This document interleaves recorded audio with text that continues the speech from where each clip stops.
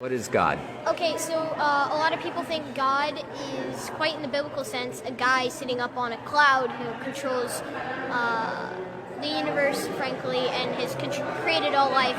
But my definition of God is not like that. I don't believe God is a person or entity. God is just another form of energy, or actually is energy. Himself, well, not even himself, itself. For the fact that you look at the Bible and other really, awesome but extremely vague and unreliable sources in religion that hold these sources that we find and facts that we find, or so-called facts that we find, and really a lot of people think it's just about faith.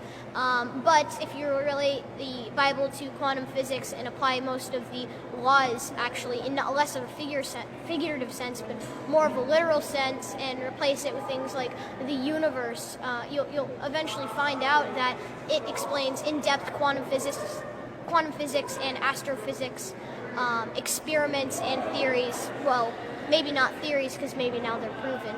Who knows? Maybe the Bible isn't a story of something that happened on Earth, but maybe a story of how our universe began.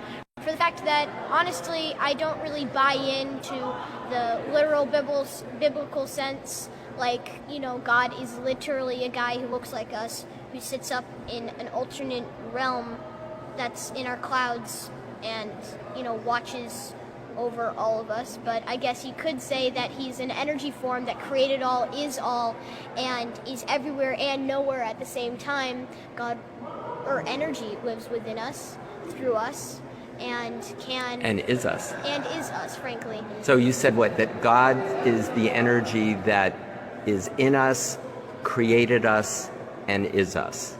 Is that your definition? Yep. I don't want to put words in your mouth. Sort of, yeah. God is energy. That's my thing. And I mean, like, you look at dimensional theory, and eventually we have, a singularity at the beginning of the universe that is energy. And then, eventually that begins to slow down in vibration due to entropy or some other law of that sort. And then, first you get photonic light, and then that slows down, and then we get matter, and then that slows down. And then who else knows what comes next? We have gravity, and then we have time, all coming in at one sense. And I mean, does that sound like origin story to you? It kind of does a little bit to me, but, maybe that's just a coincidence.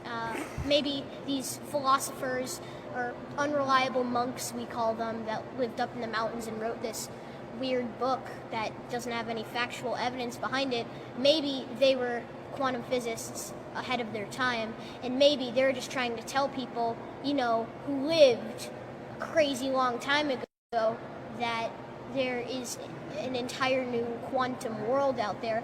But, education wasn't too good back then, so I guess they had to simplify intense quantum physics to something that a 5-year-old could understand. Thus the Bible, right?